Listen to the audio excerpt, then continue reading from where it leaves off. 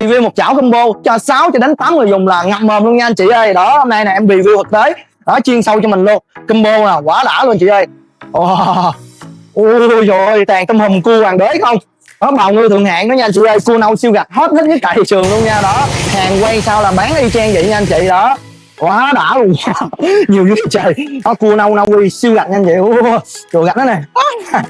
Quá đã luôn chị ơi. Đó, đây là gạch của con cua nâu nâu quy nha anh chị ơi. Đó, gạch tôm hùm mông nha anh chị ơi. Con này là trọng lượng 1 kg nha anh chị. Ôi, đây em tách cái thịt nha anh chị ơi. Nó chắc cơ. Quá đã. Ôi, trời ơi, đã quá anh chị ơi. Ở đây là chỉ có mới có nửa thân con tôm thôi nha anh chị ơi. Đó, thịt của con tôm mông nè, sốt cây bên em nha, nước sốt độc quyền luôn nha. Em mời anh chị dùng nha.